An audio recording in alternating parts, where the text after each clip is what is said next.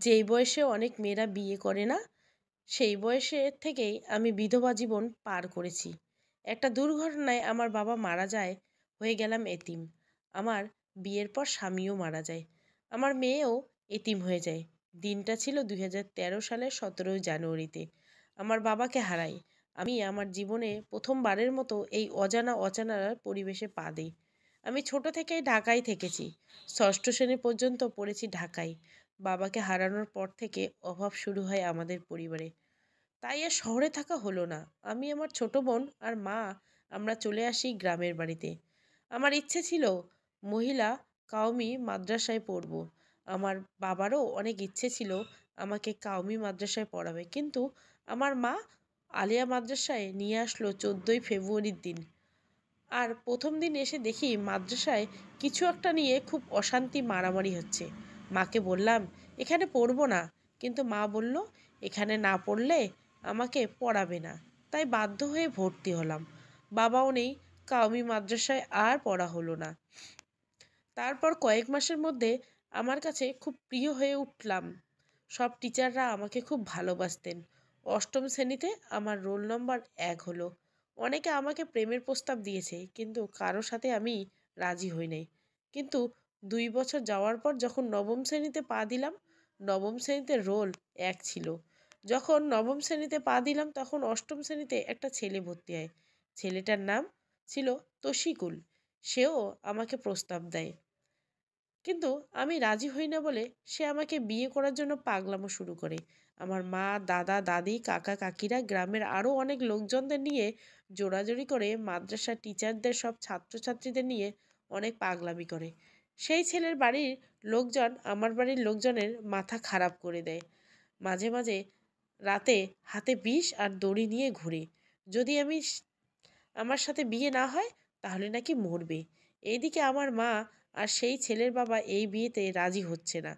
একদিন আমার class friend আমার বাড়ি এসে জোর করে আমার ছেলের মা আর ভাবির সাথে কথা বলিয়ে দেয়। ওনারা বলেছেন আমি যেন বিয়েতে রাজি হই।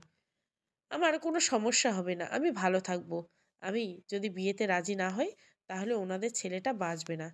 আমি শুধু চুপ করে সব শুনেছিলাম, কিন্তু কোনো কথা বলিনি। তারপর একদিন রাত 2টো পর্যন্ত আমাদের বাড়ির ওদের কয়েকজন সদস্য আর আমাদের বাড়ির কয়েকজন সদস্য মিলে একটা মিটিং হয়। অনেক আলোচনা করা হয়। আমার কাছে জিজ্ঞাসা করা হয় আমি কি ওকে বিয়ে করব কি না। আমার পড়াশোনা করার খুব ইচ্ছে ছিল। আমি বলেছিলাম যদি আমাকে পড়ায় তাহলে আমি বিয়ে করব। আমি আ- আমার পড়াশোনা বন্ধ করতে পারবো না। ছেলেটা তাতেও রাজি হয়ে গেল। আমার যেন পড়াশোনার খুব ইচ্ছে ছিল। আমার বাবাকেও খুব ইচ্ছে ছিল আমাকে পড়ানোর, কিন্তু কি করব আমি ভেবে পাচ্ছিলাম না। ছেলেটা যে পাগলামি করছে, তাতে আমার কি করা উচিত? ছেলেটা আমার মুখ না দেখেই, শুধু আমার চোখ দুটো দেখেই এত কিছু করেছে। আমি একদিন মাদ্রাসায় না গেলে টিফিনের সময় আমার বাড়ি পর্যন্ত চলে আসে। আমি মাদ্রাসার বেশি কাউকে না বলে শুধু আমার ক্লাসের 2 বান্ধবী রিনা আর আজিজাক আর স্যারদের বলে ঢাকায় বেড়াতে গিয়েছিলাম।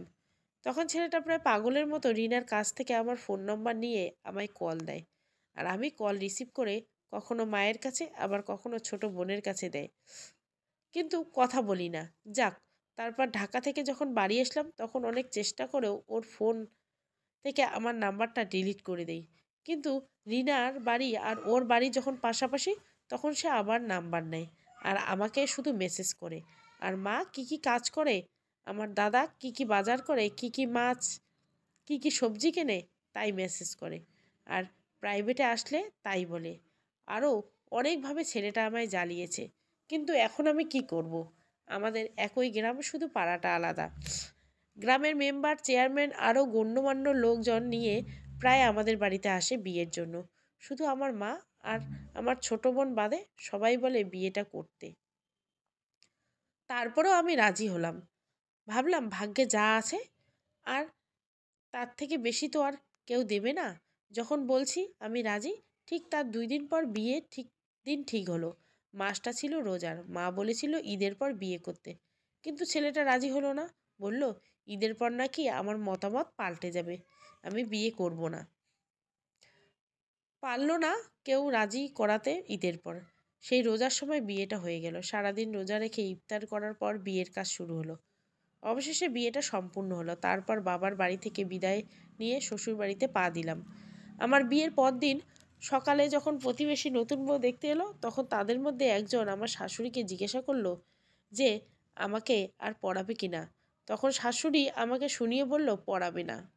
শাশুড়ি বলল, এখন আর পড়ার দরকার নেই, রান্না বান্না করবে, দেখে শুনে সংসার করবে, এখন আর কেন পড়বে।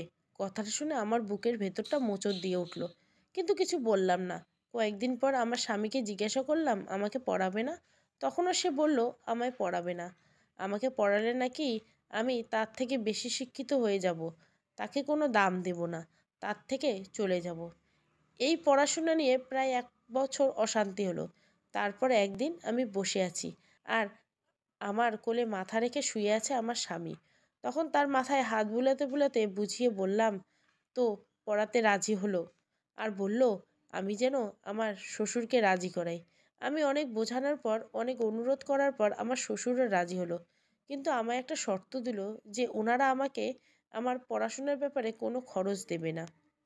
3 মাসের মধ্যে পরীক্ষার প্রস্তুতি নিলাম। পরীক্ষার দিন সকালে যখন আমার হাজব্যান্ড দেখলো আমি রান্না করছি, তখন আমার শাশুড়ি মায়ের সাথে ঝগড়া করলো, আর আমাকে হাত ধরে নিয়ে গিয়ে রেডি করিয়ে পরীক্ষার হলে নিয়ে গেল। পরীক্ষার কয়েকটা দিন আসা যাওয়া, স্বামীর সাথে অনেক মজা করলাম। সংসারের কাজ, প্রতিদিন দুবেলা নিয়মিত রান্না বান্নার মধ্য দিয়ে 2017 সালে আমার এসএসসি পরীক্ষা শেষ হয়। পরীক্ষা শেষ হওয়ার 2 দিন পর বাচ্চা কনসিভ করি, কিন্তু 3 মাসের সময় কোনো এক দুর্ঘটনায় আমার বাচ্চা আমার গর্ভে মারা যায়। অ্যাবর্শন করার সময় আমার অনেক কষ্ট হয়। আমার স্বামী আমার জন্য খুব কেঁদেছিল, আর আমাকে বলেছিল, আমার গাছটা তো বেঁচে আছে, গাছ থাকলে আল্লাহ একদিন ফল দিবে, যে চলে গেছে তার জন্য আর ভেবো না। ঘটনাটি ছিল রোজার শেষ দিন। ঈদের আগের দিন রাত 12টা বাজার পর আমাকে হসপিটাল থেকে বাড়ি নিয়ে আসে। ঈদের দিন আমার অসুস্থতার জন্য সবার খুব মন খারাপ। ঈদের দিন শাশুড়ি মা রান্না করলো। আমার বিয়ের 2 দিন পর থেকে আমি আমার শাশুড়ি মা এর রান্না কখনো খাইনি। রান্নার জন্য আমার শাশুড়ি মা আমাকে আমার বাবার বাড়িও যেতে দেয় না। আমার স্বামী সবসময় শাশুড়ি মায়ের সাথে ঝগড়া করে আমায় নিয়ে যায় আমার বাবার বাড়ি। আমি যখন কোনো অসুস্থ হতাম, আমার শাশুড়ি মা আমাকে কবিরাজ দেখাতো, আর আমার স্বামী এটা একদম পছন্দ করতেন না। আমি অসুস্থ হলে আমার স্বামী পাগল হয়ে যেত আমায় ডাক্তার দেখানোর জন্য। আমার স্বামীকে অনেক রাগী ছিল, কিন্তু আমাকে অনেক অনেক ভালোবাসতো। কখনো যদি দেখতো আমার কোনো জামা কাপড়ে একটু ছিঁড়ে গেছে, তাহলে কেনার জন্য পাগলামি শুরু করে দিত, আর কিনেও দিত।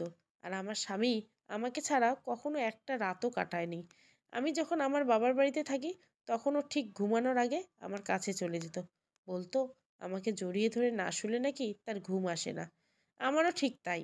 আমার স্বামী যখন ফসলের মাঠে কাজ করে বাড়ি আসতো, তখন আমি তার ঘামে ভেজা শরীরটাকে জড়িয়ে ধরে রাখতাম, ছাড়তে বললেও অনেক দেরি করে ছাড়তাম। মাঝে মাঝে ঝগড়া, রাগ, অভিমান, হাসি কান্না, ভালোবাসা নিয়ে খুব ভালোই দিন কাটছিল। তারপর আমি আবার প্রেগনেন্ট হলাম। তারপর আমাদের দিনগুলো আনন্দে কেটেছিল। আমাদের বাবু হলো মেয়ে বাবু। কিন্তু কয়েকদিন ধরে আমি রাতে স্বপ্ন দেখি আমার স্বামী বা আমার শ্বশুরবাড়ির লোকজন আমাকে বিয়ে দিচ্ছে। স্বামীকে বলেছি, কিন্তু সে আমার সাথে ফাজলামো করে, তাই পরে আবার দেখলেও তাকে বলিনি। আমার স্বামীও আমাকে মাঝে মাঝে ফাজলামো করে বলে, মেয়ে দুধ খাওয়া ছাড়লে আমি যেন চলে যাই। কোনো কারণ ছাড়াই এই কথা বলতো। একদিন একজনের সামনে বলল এই কথা, তখন আমি রেগে গিয়ে বললাম, আমাকে এরকম বলতে বলতে একদিন আমি সত্যিই চলে যাব, আর ডাকলেও কোনোদিন আসবো না। সেদিন বলেছিল, আমি ডাক দিলে তুমি পারবে আমার কাছে না এসে থাকতে? আমি জানি না পারবে না। একদিন রাতে মেয়ে ঘুমানোর পর আমি আমার মেয়েকে রেখে হাজবেন্ডের বুকে গিয়ে শক্ত করে জড়িয়ে ধরে শুয়ে থাকি। সে বলল, কি হলো, এমন করছো কেন? তখন আমার মেয়ের কাছে যাও। তখন আমি বললাম, জানো আমার কেমন অস্থির অস্থির লাগতেছে, আরও কিছুক্ষণ থাকি তোমার কাছে। তারপর কিছু সময় থেকে আমি মেয়ের কাছে চলে আসি। তারপর 2 দিন পর আমি রাতে ওই ঝগড়া করি, কারণ 2 দিন রাতে বাড়ি ছিল না।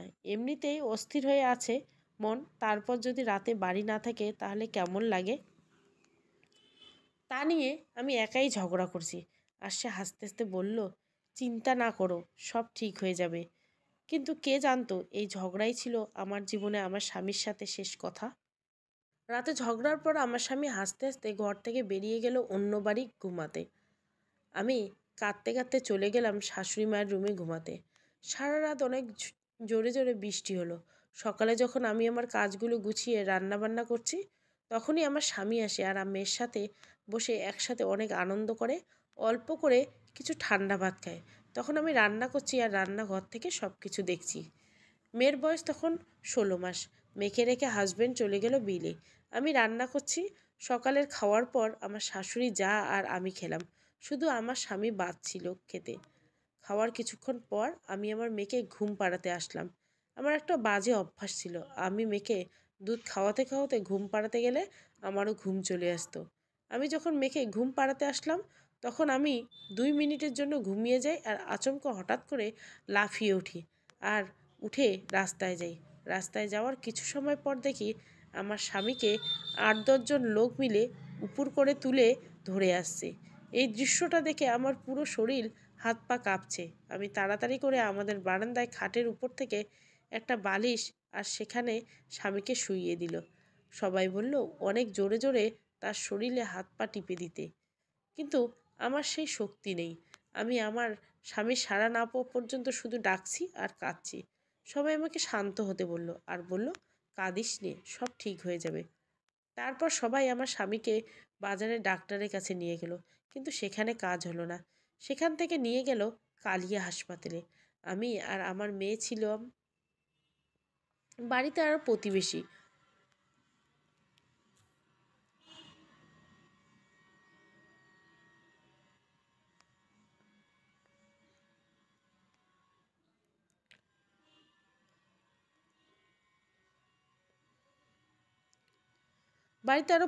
অনেক লোকজন। আমি ফোন যোগাযোগ রাখছি। এর মধ্যে একজনের কাছ থেকে জানতে পারি কোনো এক ঘরে স্লিপ পড়ে পড়ে যায় আর সেখানে কারেন্টের তার লিক করা ছিল, তার সাথে গলায় পেঁচিয়ে। সব কিছু ভেজা থাকার কারণে মারাত্মকভাবে শক খায়। তারপর আমি আমার জায়ের কাছে ফোন দেই। যা বলল, তুই কাঁদিস নে, তাসিক ঠিক হয়ে যাবে, ওরে স্যালাইন ধরাইছে, তাই আমাদের আসতে একটু দেরি হচ্ছে বলে ফোনটা কেটে দেয়। অনেক সময় পর আমি খেয়াল করলাম আমার চাচাতো জায়েরা খুব কান্নাকাটি করছে রাস্তায়। আমি সেখানে যেতেই তারা আমায় দেখে কান্না থামিয়ে দেয় আর আমি আমার রুমের ভিতরে এসে সব কিছু এলোমেলো করে দেই। অনেক চেঁচিয়ে কান্না করে মাটিতে শুয়ে পড়ি। আমার জায়েরা অনেক সান্ত্বনা দিল, অনেক বোঝালেন, বলল আমার স্বামী নাকি কিচ্ছু হয়নি। আমি কিছু সময়ের জন্য শান্ত হলাম আর তার কিছুক্ষণ পর আমার বাবার বাড়ি থেকে মা, দাদা, দাদি, বোনেরা সবাই আসলো। তারা এসে আমায় জড়িয়ে ধরে কান্না করতে লাগলো। সে আমার স্বামী আর নেই। আমি তখনই সত্যিটা জানতে পারলাম, এই সত্যিটা। আমার শ্বশুরবাড়ির একজন বলল, কি করলে তোমরা? আমরা এতক্ষণ আখিরে জানাইনি আর তোমরা এসে বলে ফেললা। তখন আমার ফুপু বলেছিল, ভালোই হয়েছে, আখি যদি আচমকা হঠাৎ করে তাসিকের লাশটা দেখে তাহলে তো ও নিজে সামলাতে পারবে না। তার থেকে বলে দেওয়াই ভালো। এই কথাগুলো আমার কাছে বলা বলি করছিল আর আমি অনেক জোরে জোরে চেঁচিয়ে কাঁদছিলাম। তারপর বিকেলে কল আসলো আমার স্বামীকে পোস্টমর্টম করার জন্য নড়াইলে নেওয়া হবে। আটকাতে চাইলেও আমি আর আমার শাশুড়ি মা যেন কালিয়ে যাই। তারপর গেলাম, কিন্তু কোনো কাজ হলো না। কালিয়ার থানায় গিয়ে স্বামীর লাশটা দেখে জ্ঞান হারাই। তারপর আমাকে আমার পরিবারের লোকজনরা দূরে নিয়ে যায়। তারপর লাশটা নাড়াইলেই নিয়ে যায় আর আমাকে নিয়ে সবাই বাড়ি চলে আসে। আমাকে বাড়িতে আনার পর থেকেই আমি জ্ঞান ফিরে আসে। তারপর থেকে আমার যেমন কান্না তেমন জ্বর। সারা রাত কান্না করেছি। আমার এই ছোট্ট মেয়েটাকে বাবা হারিয়ে ইতিম হয়ে গেল। সারা রাত মাথায় সারা রাত খুব যন্ত্রণা হয়েছে আর অসুস্থ ছিলাম খুব। পরদিন সকাল গড়িয়ে দুপুর গড়িয়ে লাশটা বিকালে বাড়ি আনলো। পোস্টমর্টম করা স্বামীর মুখটা দেখতে কতটা ভয়ঙ্কর ছিল তা বলে বোঝাতে পারবো না। আর যখন দাফন করতে বাড়ি থেকে নিয়ে গেল, তখনই অনুভূতিটা বোঝানোর মতো না, যার হয় সেই একমাত্র বুঝে।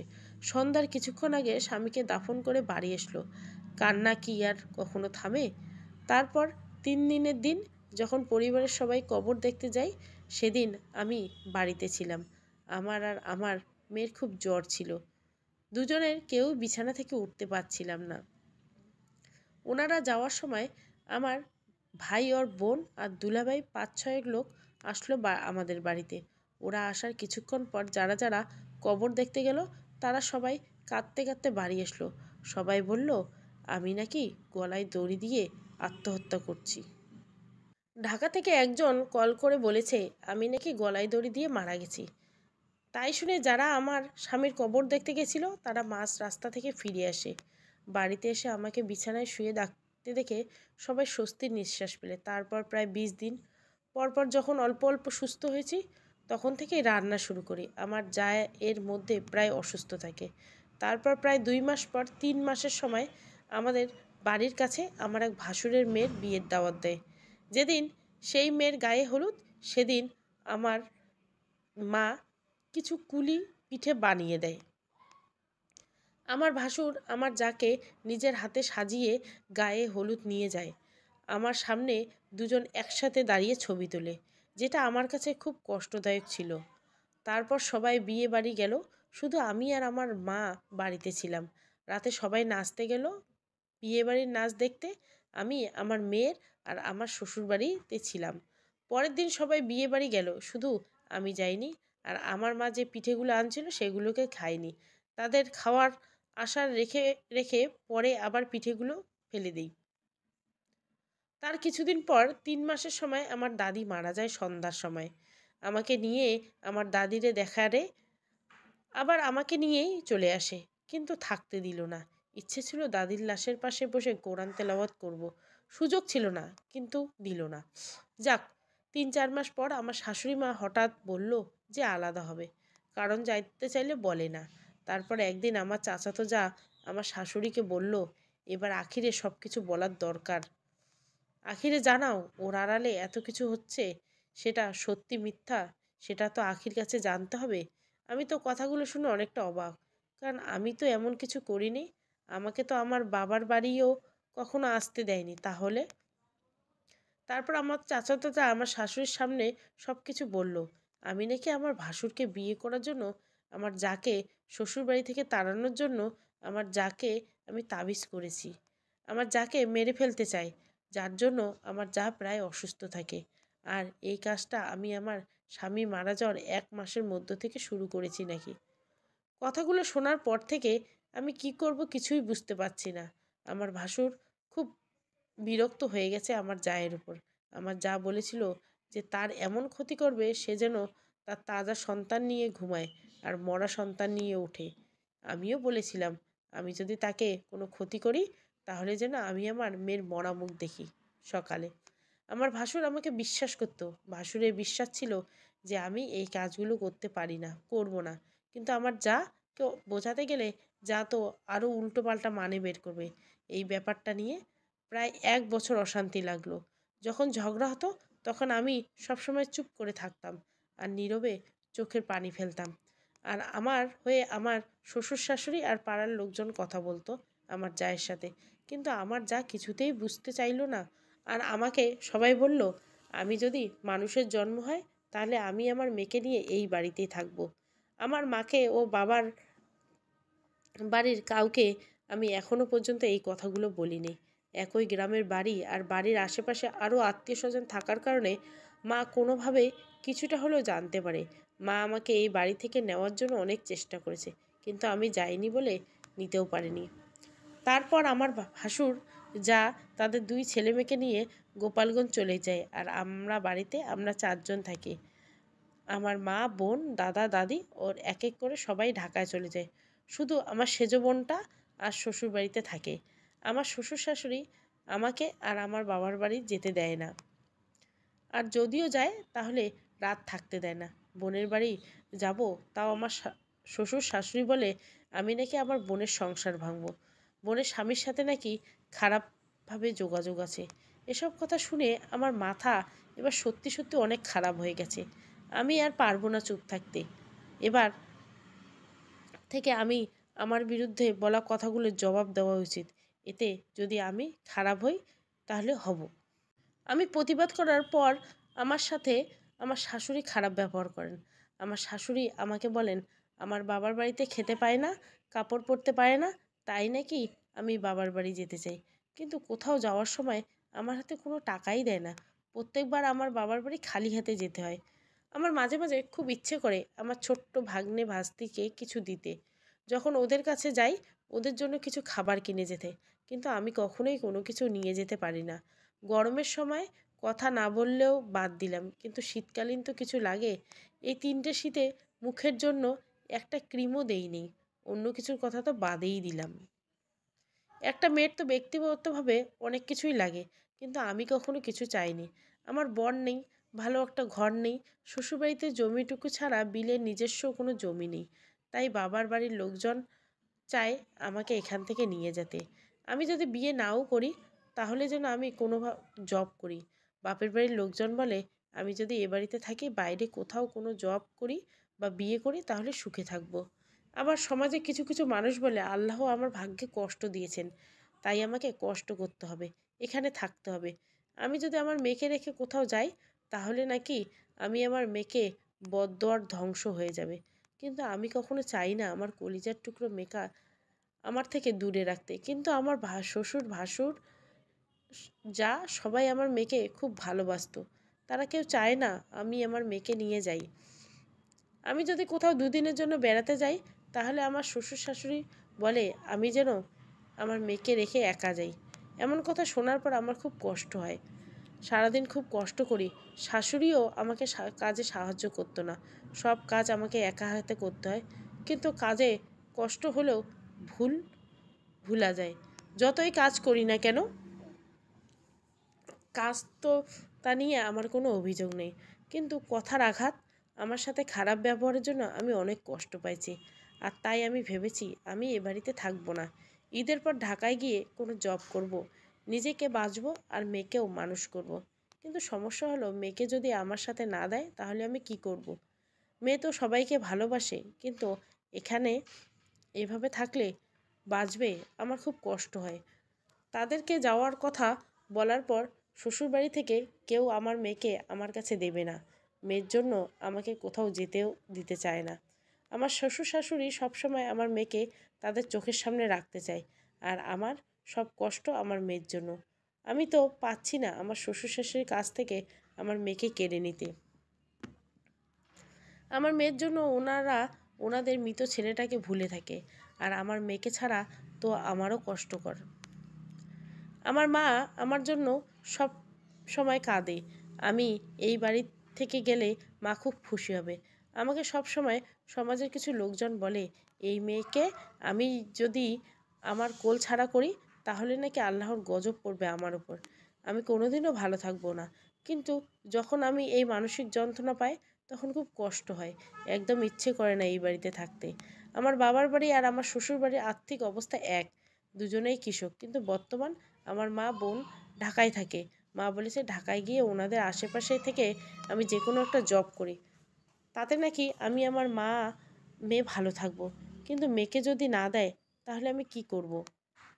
আমার শ্বশুর শাশুড়ি বলেছে শ্বশুর বাড়িতে থাকতে হলে আমাকে তাদের হাতের পুতুল হয়ে থাকতে হবে, যা বলবে তাই করতে হবে, আর বাবার বাড়ি যাওয়া বন্ধ করে দিতে হবে। চলবে। এটা ভালো লাগছে না, পড়তেও অসুবিধা হচ্ছে, কষ্ট হচ্ছে। ভালো লাগলে আমি এই বাবার অভাব গল্পটার শেষ পার্টটা দিব। Thank you for watching.